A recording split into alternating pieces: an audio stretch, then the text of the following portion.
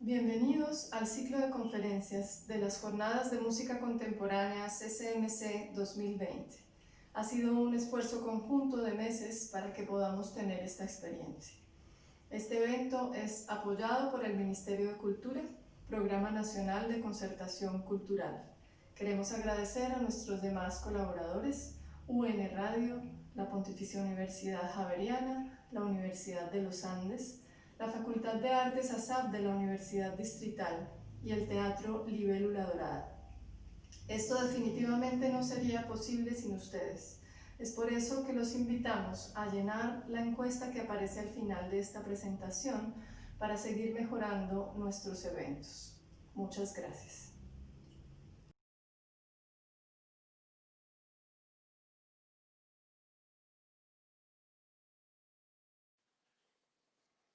Hola, yo soy Daniel Leguizamón, músico, compositor. Esta es la segunda de dos conferencias que estoy presentando, inscritas en el marco de las 10º Jornadas de Música Contemporánea, organizadas por el CCMC, y en las que tengo el honor de participar como director del taller de composición. Aprovechando que en este 2020 se cumplen 10 años del CCMC, y 20 años de mi trabajo compositivo y musical de manera plena y consciente, he querido enfatizar en la coincidencia para abordar en estas dos conferencias un doble objetivo. Por una parte, exponer un panorama parcial del medio y la actividad musical durante estas dos primeras décadas del siglo XXI en Bogotá y en general en Colombia, y dentro de ese marco, por otro lado, presentar algunos aspectos específicos de mi trabajo como músico a lo largo de este mismo periodo. En mi primera conferencia entonces mencionaba yo en qué condiciones transcurrió mi adhesión al movimiento de la música contemporánea en Colombia, de la mano con el devenir de las instituciones académicas y artísticas que caracterizaron buena parte de la escena entre aproximadamente los años 2000 a 2008.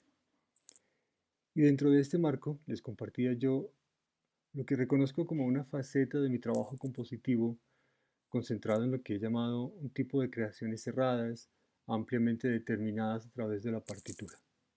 Pues bien,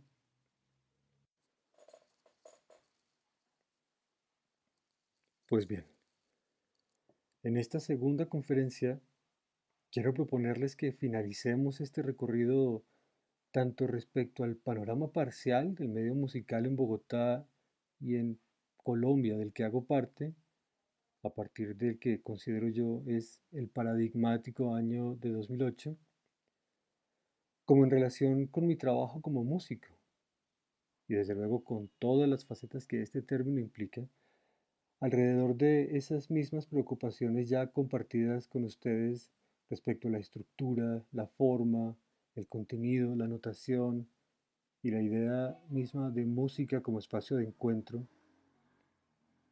pero ya no solo en función de la composición como tal, sino también alrededor de la interpretación, la experimentación y la improvisación.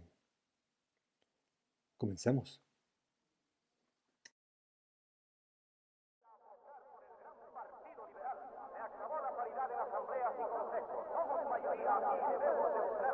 Votando por las listas liberales. ¡Qué bueno es ser mayoría! ¡Qué bueno ser liberal! Bavaria comunica a los expendedores y consumidores de sus productos que lamenta no poder atender la creciente demanda de costeña. Club Colombia, Germania, Bavaria. Díganos, maestro, ¿cómo le llega la inspiración? ¡Sonría!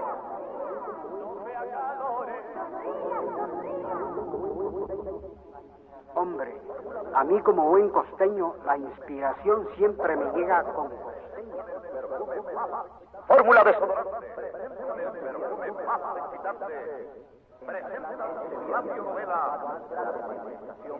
Este viernes a las 4 de la tarde, en la Plaza de Bolívar, la más grande manifestación popular de Bogotá. Los obreros, los empleados, las mujeres, todos los inconformes, no se quede atrás. Es una cita con el futuro gobierno de Colombia. Asista usted este viernes viernes a las 4 de la tarde en la Plaza de Bolívar. Proteja su cuerpo suyo. A la Plaza de Bolívar este viernes a las 4 de la tarde. Aclamarán compañero revolucionario. Tu deber es estar presente. Un buen ejemplo de lo que considero caracteriza a las dinámicas existentes en nuestro actual medio musical es el de mi experiencia con dos personas, David Pfefferbaum y Ricardo Arias.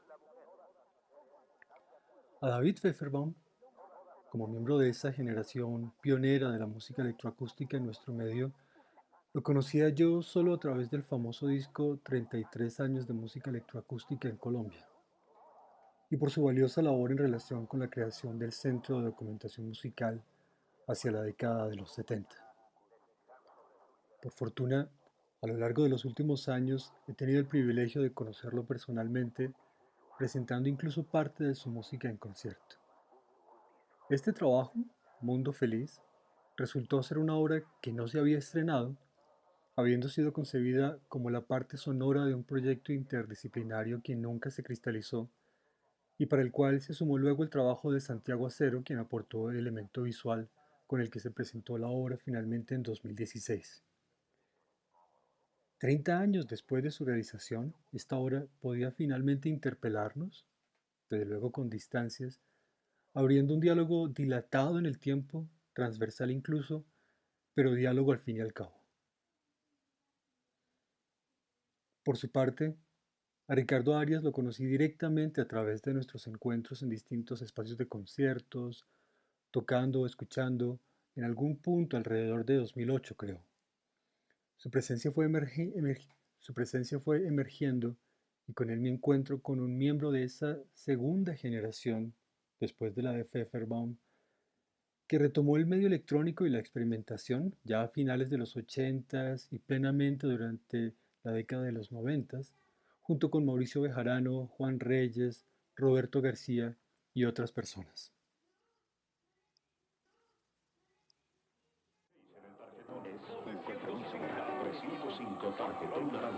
Responsabilidad y disciplina social. Bote 37. El 11 de pasalla para defender causa. El 177. Unánimo para servirle en los 5 Los colombianos nos encontramos frente a un solsticio de camino. Para 11-14. 166. Este es el mejor país del mundo para vivir. Marcando el 1006. Les habla Número 1090.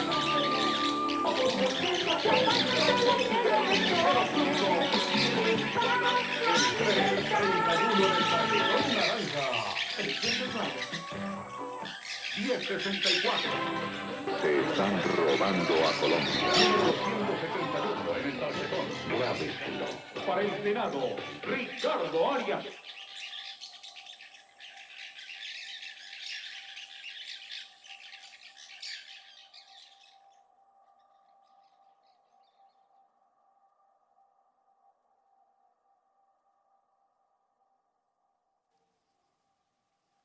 Como con el caso de David, he tenido la oportunidad de presentar en varias ocasiones la música electroacústica de Ricardo, como en este trabajo de 1994, que se presentó en un concierto en Acto Latino en el que me proponía reunir yo obras que, con diversos recursos, proponían una imagen de la realidad social bogotana a través del sonido. A menudo hablamos de la historia en términos de capas que se van superponiendo, en donde cada nueva capa reemplaza de cierto modo la anterior. En relación con esto, el término de generaciones que he venido utilizando incluso desde mi anterior presentación sugiere particularmente esa idea. Y eso es en parte efectivamente viable, al menos hasta cierto punto, en algunos sentidos. No obstante, al margen de esta dinámica, pienso que es posible considerar procesos temporales desde perspectivas más complejas y más interesantes. Hay a veces diálogos transversales en los que participamos incluso sin darnos cuenta desde una u otra de las capas. Y justamente en mi encuentro con estos dos músicos y con sus obras, en calidad de intérprete y después ya como compositor, me descubrí a mí mismo participando de una misma dinámica, integrando una misma comunidad estética, con preocupaciones, temáticas y estrategias convergentes a pesar de esas distancias generacionales. O civiles asesinados por los actores ilegales del conflicto armado. Pues se cree que en Colombia hasta ahora terceros partidos no ha sido posible que se desarrollen en forma masiva por cuanto no tienen un respaldo coercitivo. Desafortunadamente el Partido Liberal y el Partido Conservador han tenido la fuerza del Estado que ha garantizado para ellos que no surjan otras corrientes políticas a través de la intolerancia, del asesinato y de la acción directa del terrorismo de Estado. Ahora, cuando hay una fuerza insurgente de carácter armado que puede respaldar con su fuerza física un nuevo movimiento, desafortunadamente esa es la historia de nuestro país. Aquí solamente los problemas políticos y económicos se resuelven teniendo en cuenta la correlación de fuerzas existentes y fuerzas de carácter armado.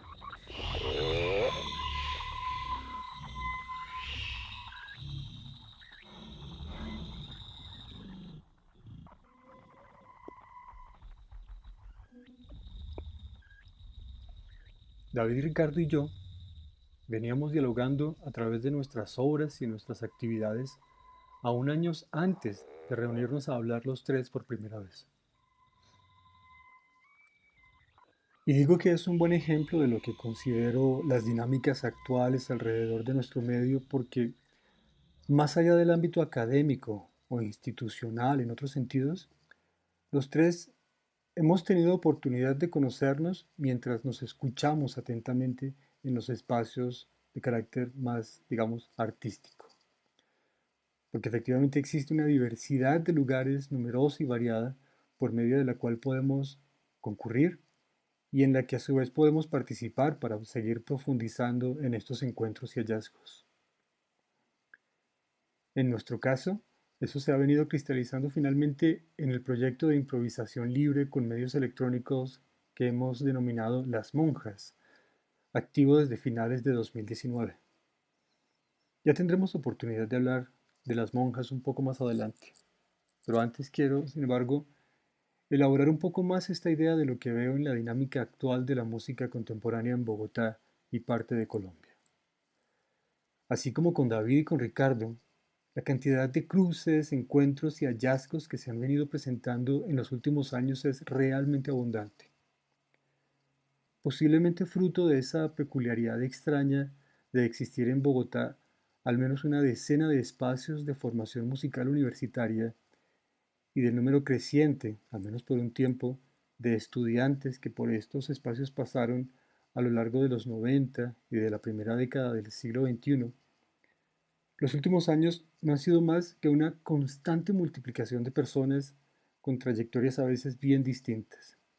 Y con estas personas se han multiplicado las ideas, las iniciativas, los proyectos, las agrupaciones, las instituciones y los eventos de todo tipo. Ebullición es la palabra que se me ocurre cuando pienso en este panorama reciente.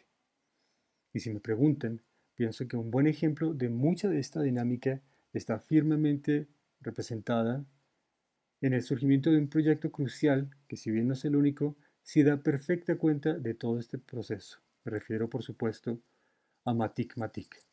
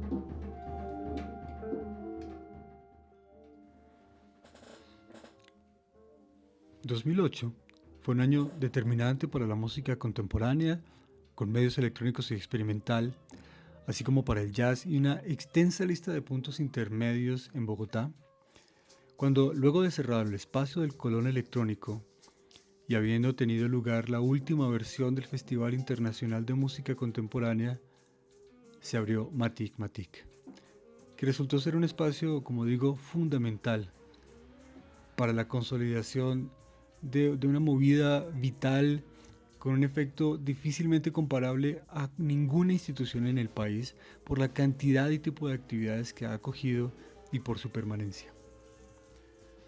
Su inauguración, con Roberto García y Juan Reyes al frente, fue el comienzo de una fiesta que no ha hecho sino seguir semana tras semana de manera casi completamente continua durante estos 12 años consecutivos, y esperamos que por mucho más tiempo, con la libertad de no tener que entenderse con el a veces pesado lastre institucional de la propaganda, de la manipulación política, de la cultura, de la pompa académica o de las agendas naranjas. Sin la pretensión de educar a nadie, Matic Matic ha sido una fiesta para gozarse cada sonido, cada pieza, cada evento. La vitalidad del medio musical en Bogotá y Colombia, y a veces también de otras partes, se ha nutrido precisamente de la disposición abierta y valiente de Matic Matic y de toda su gente.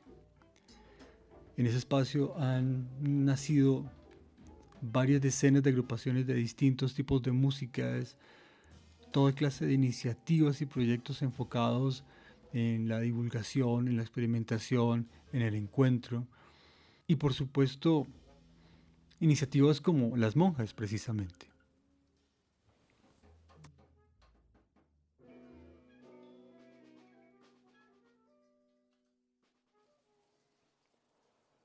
Tal vez lo mejor de todo esto es que Matic Matic no es el único espacio para tomar en cuenta a la hora de hablar de la música contemporánea en el medio bogotano y menos a nivel del país. Ya no existe un festival que centralice, y tal vez bien podríamos tenerlo, pero no es una carencia, en mi opinión.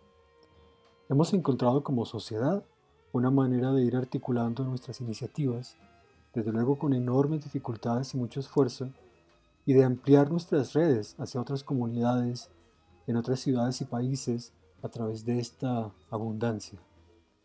La lista de proyectos es muy larga, y sin duda no alcanzaría aquí el espacio para hacer algo más que mencionar solo algunos casos que considero los más visibles.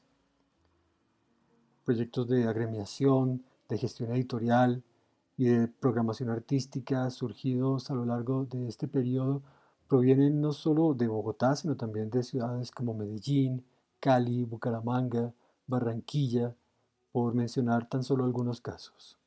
El festival Mujeres en la Música Nueva, por ejemplo, con la labor de Melissa Vargas, junto con Michelle Abondano y Diana Margarita Ortiz, los 11 años que cumple ya el proyecto del Festival en Tiempo Real, dirigido especialmente por Ana María Romano, quien ha construido además unas redes que se extienden más allá del país con muchos sectores de América Latina y a veces de otras partes del mundo.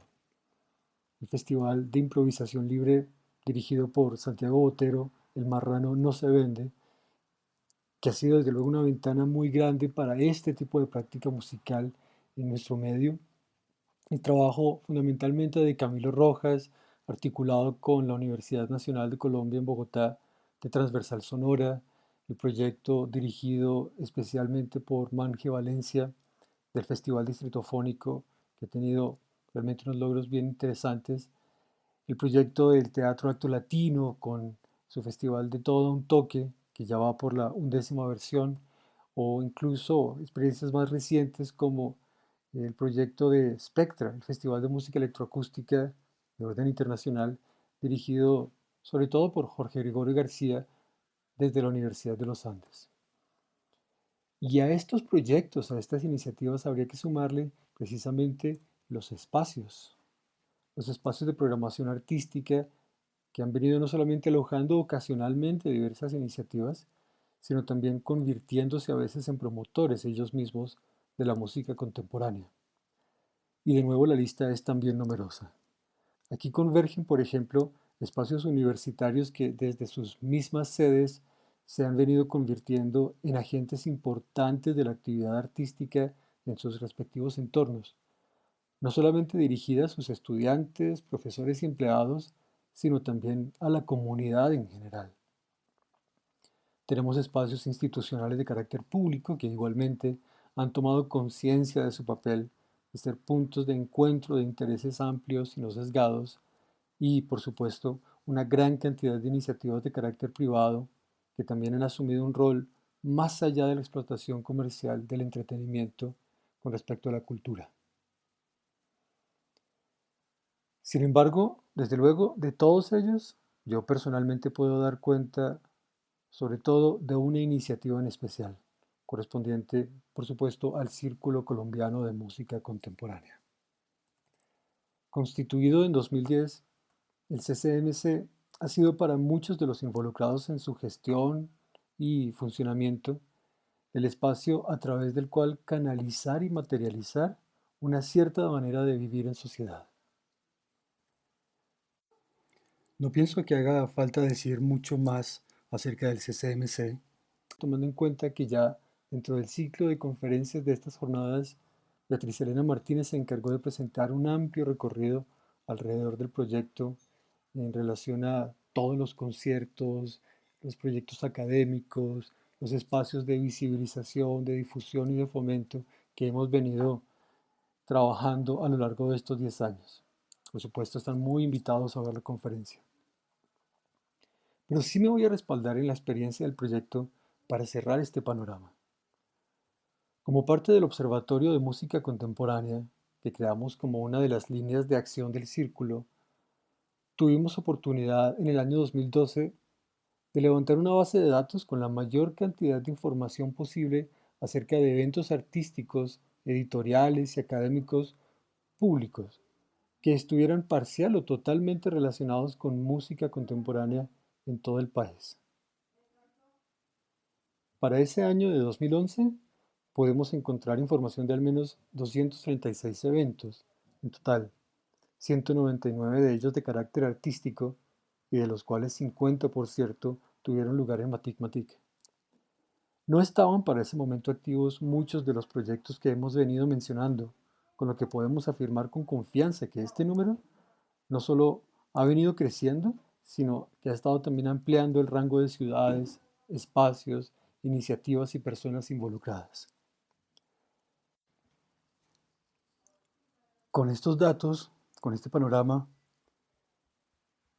parece inevitable tener que reconsiderar esa idea que a veces encuentra uno por ahí de que la música contemporánea y experimental es una actividad poco acogida, eventualmente excluyente y en todo caso ocasional.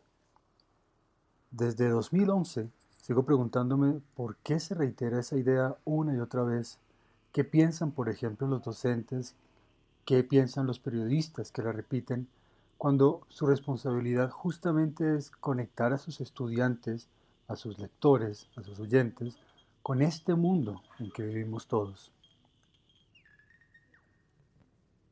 Soy optimista respecto a que podremos retomar y mantener muchas de las iniciativas que estoy aquí mencionando después de la actual crisis. Después de todo, mucho de lo existente se ha conseguido desde cierta precariedad económica e institucional, mayor o menor según cada caso. Lo que no nos ha faltado es, y esto creo que es evidente, la capacidad. Y en ese sentido hay razones, pienso, para considerar que efectivamente podremos superar este desafío. Por lo pronto quiero invitaros a continuar con este panorama, comenzando justamente por donde quedó para mí, en las actuales condiciones, en relación con la actividad de conciertos, en nuestra última aparición pública en vivo con David Pfefferbaum y Ricardo Arias.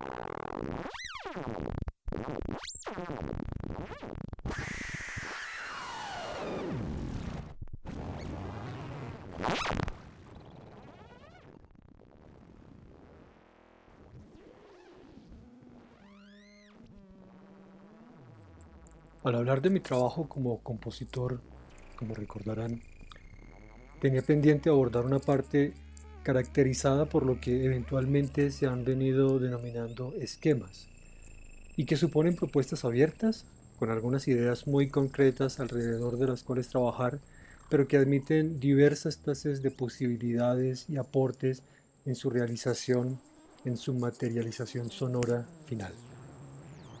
Estas propuestas tienen el interés de ser de alguna manera ventanas que dejo abiertas para que intérpretes y oyentes se encarguen de, digamos, llenarlas de mundo. Se trata de trabajos en donde, más que alguien que señala resultados específicos, soy alguien que comparte preguntas, con el ánimo de que las respuestas sean exploradas entre todos, e incluso eventualmente dispuestas a la posibilidad de que acojan perspectivas muy diferentes a las mías. Naturalmente, estas son obras que dependen, en primer lugar, de una acción de comunidad.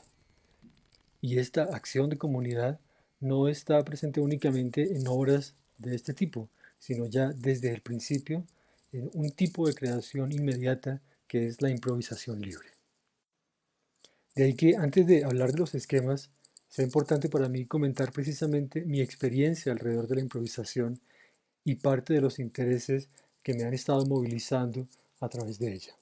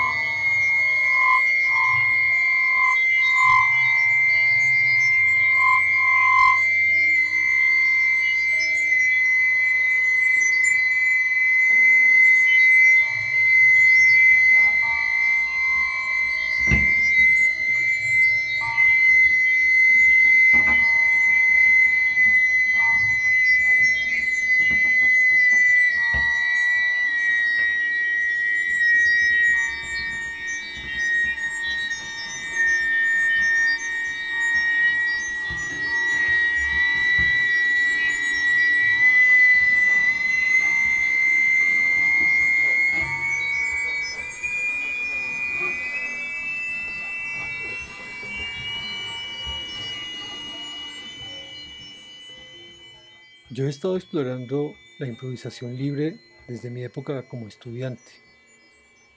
Y sin duda, en la improvisación he tenido la oportunidad de ahondar tanto en lo que hay de humano en las acciones sonoras compartidas, como lo que por quehacer musical y por instrumento puede entenderse.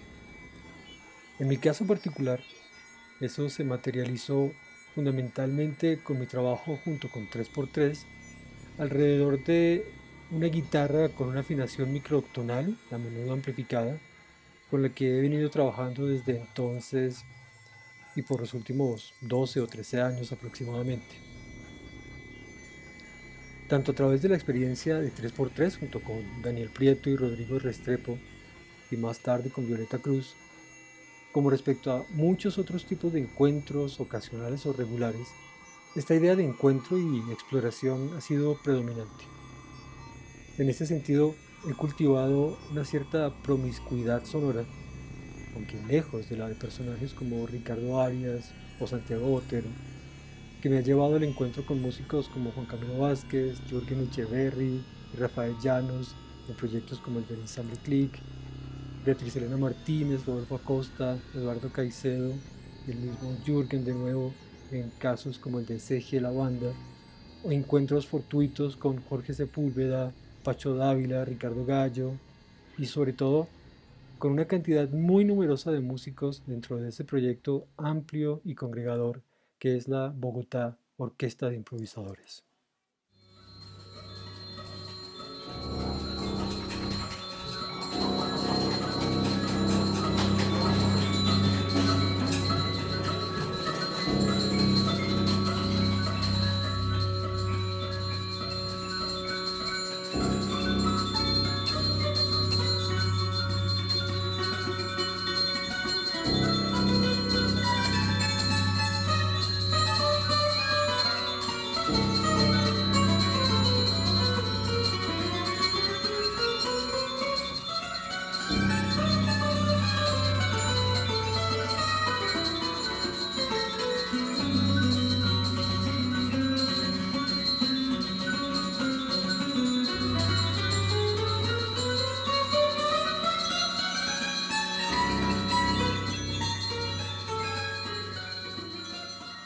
Como pueden ver, la lista de personas que han estado vinculadas a la Bogotá Orquesta de Improvisadores desde 2011 es realmente larga. Aquí anoto solamente algunas personas y sin duda estoy omitiendo nombres, aunque resalto aquí los nombres de aquellas personas que estuvieron relacionadas con la creación de la orquesta como tal, como más adelante con su sostenimiento y proyección. La BOI es una especie de obra que sigue activa y que se materializa nuevamente en cada encuentro que vamos teniendo a lo largo de estos años. Desde cierto punto de vista, improvisar es una manera de creación directa que puede ser atractiva en tanto que las sonoridades obtenidas lo sean. Pero en mi caso, además de ese placer con lo sonoro, mi enfoque ha estado también encaminado a la cuestión de las relaciones que tienen lugar en esa acción sonora, más allá de estrictamente en los materiales sonoros resultantes. Quienes improvisan libremente producen relaciones entre ellos, y lo mismo sucede en la improvisación dirigida, en la manera en que director y dirigidos proponen y negocian sus ideas, se desafían y se hacen preguntas, se desencuentran y toman caminos divergentes. Estas preguntas acerca de las relaciones estaban también en la base de una iniciativa que tuvo lugar cuando, trabajando con 3x3, concebimos la idea de un concierto en el que, siendo todos los integrantes compositores, procuraríamos planear situaciones en las que esas relaciones fueran exploradas, a través de, fundamentalmente, propuestas que de alguna manera juntaban lo compositivo, lo previsivo, lo prescriptivo, con lo improvisado, y que añadían un elemento más a esta cuestión de las relaciones, ya no solamente humanas, sino sonoras en función de la forma y lo que esa forma podía acoger por dentro. Efectivamente, cada uno de nosotros concibió respectivamente una pieza que fue ejecutada por el trío, y en total se presentaron estas 3 obras finalmente en un concierto en Matic Matic en 2009. En lo personal, ese fue justo el momento en que surgió la idea del esquema como tal, encarnada en mi primer trabajo por esa línea, 74 días, y que se convirtió ya en una partitura definitiva un año después. La manera en que yo abordé este desafío de involucrar forma en términos de secuencias y la cuestión improvisada fue la de considerar una mecánica, una organicidad, unos tipos de relaciones posibles. Y a partir de eso fijar momentos en donde algunas de esas relaciones tendrían que dejarse ver. Básicamente se trata de una obra a 3 partes, en donde 2 de ellas pueden ser para cualquier tipo de conformación instrumental y la tercera corresponde al uso de medios electrónicos, fundamentalmente en función de su capacidad de grabar, reproducir y eventualmente filtrar o procesar de alguna manera eso que ha sido previamente grabado. Los momentos en donde aparecen y desaparecen algunas de estas partes producían efectivamente pasajes o texturas que iban teniendo algún cierto tipo de desenvolvimiento o de devenir conforme pasaba el tiempo. Y al final, como un gesto formal específico, se abría la posibilidad de retomar referencias al principio de la obra. El título de la pieza tiene que ver con el Opus 74 de Guillermo Uribe Holguín, a quien yo venía estudiando para ese entonces, justamente pasados 100 años de la creación del Conservatorio Nacional de Música, y de quien tomé una sucesión de notas específicas presentes en su trío Opus 74, compuesto muchos años después de 1910, pero que para mí resultaba una relación interesante. A partir de esta idea de 7410 y como una suma de todas esas experiencias con el instrumento con el que había venido trabajando, posteriormente surgieron nuevas oportunidades para otros trabajos en donde esta idea de la improvisación, de las relaciones, de la reflexión frente a lo formal y lo estructural pudo verterse en otros tipos de realizaciones visuales abiertas, como es el caso del esquema para guitarra sola.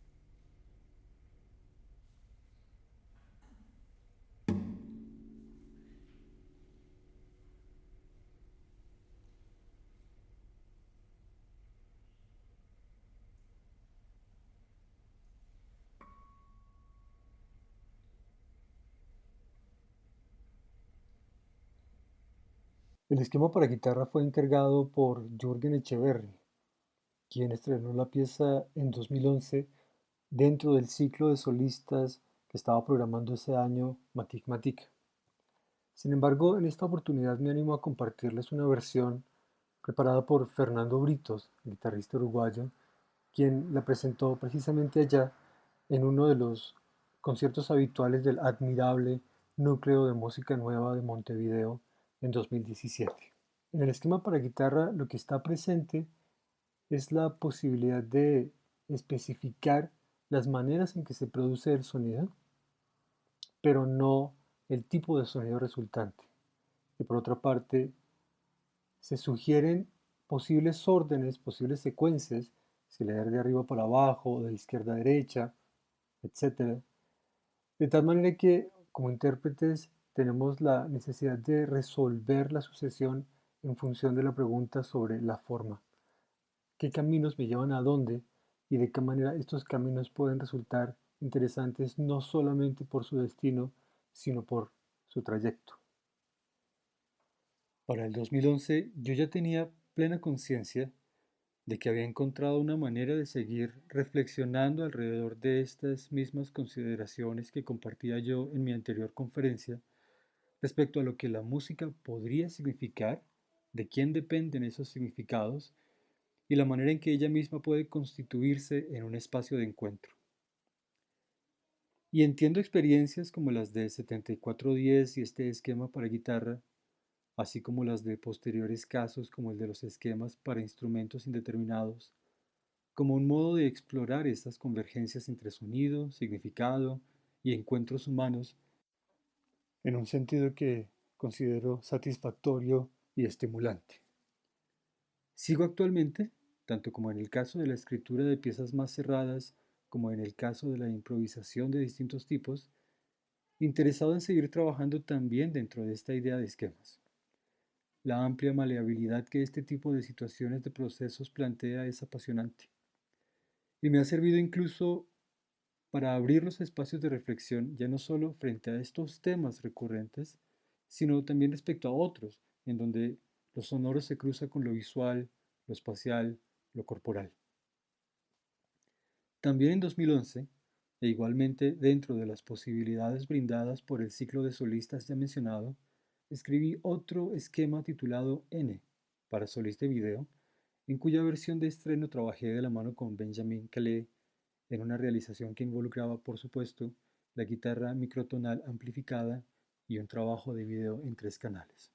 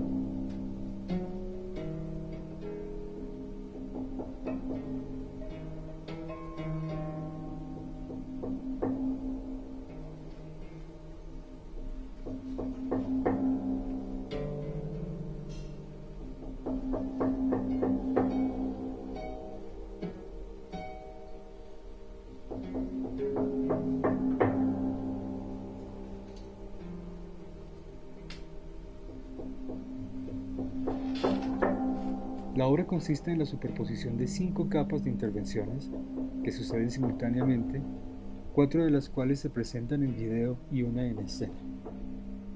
La posibilidad de darle a la obra cualquier duración es la que le da título al esquema, siempre que, en todo caso, ciertos momentos de aparición, desaparición, acciones sonoras y visuales que están fijas para ser simultáneas o no, mantengan siempre las mismas proporciones. Y como en las piezas cerradas, hay una estructura de fondo. En este caso, un criterio para fijar en el tiempo estas acciones en función de dividir la duración total en una cierta cantidad de partes dispuestas simétricamente. Lo que dentro de estos segmentos aparezca, una vez establecido si será sonoro o no, igual para todas las capas o no, estará determinado directamente por quienes realicen el esquema. Es decir, que por encima de esta estructura establecida a nivel temporal, lo que como espectadores de esta realización podamos encontrar será más mérito de estas personas que mío. Uno de los hallazgos surgidos en este esquema ha sido la posibilidad de considerar lo que desde la actividad musical misma se plantea en relación con la espacialidad y la visualidad, con experiencias que posteriormente he podido incorporar a mi trabajo en otros proyectos, tanto propios como en la interpretación de obras de otros colegas. Ya sea en una situación de disposición de frente al público, como en el caso que aquí ilustro con esta imagen de Canela Palacios en un montaje preparado por el ensamble Maleza en Bolivia, o bien al contrario, alrededor del público mismo, siempre está la cuestión de qué partes puede ver efectivamente el público, o si por la manera en que la obra esté planteada solamente tendrá oportunidad de ver algunos fragmentos de ella. Y eso es lo que podemos ver, por ejemplo, en este breve fragmento que recoge a partes de la versión producida por el ensamble Halogène en Montreal.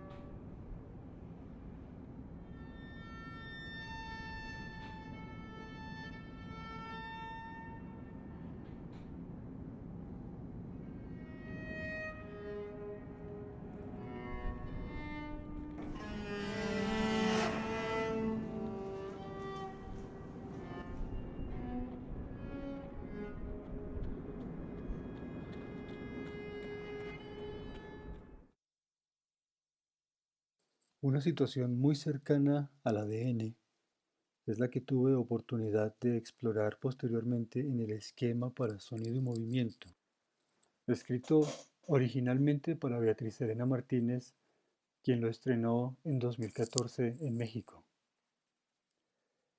Aquí la propuesta pasa por una estructura con una secuencia fija de acciones, pero que puede ejecutarse parcialmente y no necesariamente usando todas las posibilidades disponibles. Esta secuencia incorpora indicaciones respecto a sonidos y a movimientos que en unos casos alternan y en otros se superponen. La partitura está dispuesta verticalmente, de tal manera que la secuencia se leería de arriba hacia abajo.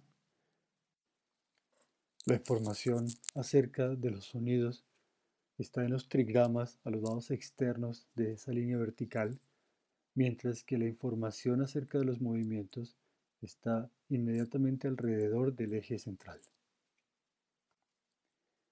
Sin embargo, más allá de esta sucesión y de las relaciones internas que surgen a partir de la diferenciación entre los tipos de sonidos y los tipos de movimientos, sus coincidencias y sus sucesiones, ¿qué sonidos y qué movimientos emplear? Es algo que corre a cuenta de las personas a cargo de la materialización de esta idea. Incluso las lógicas de obra y formato pueden cambiar acá. Además de su versión solista, la obra se ha hecho en otras oportunidades con resultados bien diferentes. Por ejemplo, en una versión para 2 bailarinas con artefactos sonoros que utilizaban como parte de la estructuración de su propio movimiento, o bien este otro caso realizado en Bogotá y con mi participación, en donde optamos por la intervención de 2 parejas constituidas cada una por una persona concentrada en el movimiento y otra en lo vocal.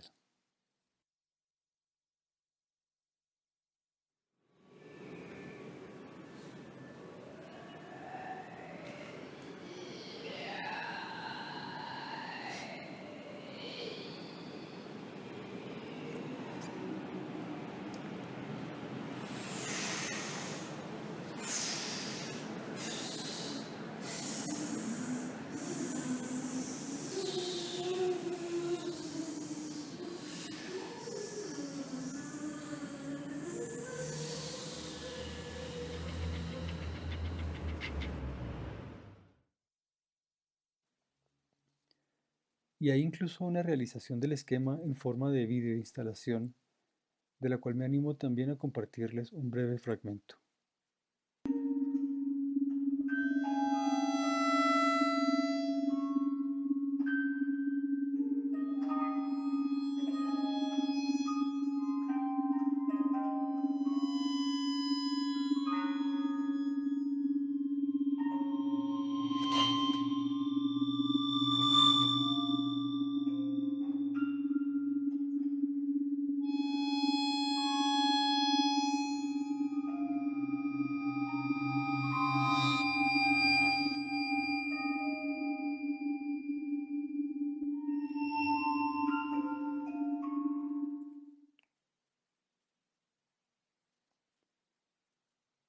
Desde luego que estas búsquedas no son ni muy originales ni exclusivas de mi parte.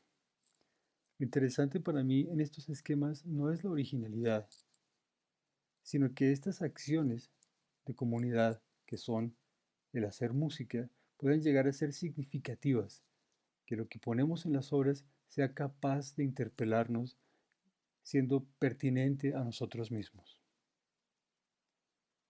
Llegados a este punto, quiero señalar que a veces todos estos intereses alrededor de la música que he venido mencionando no se manifiestan únicamente en forma de sesiones de improvisación o en la escritura de piezas específicas o esquemas propios.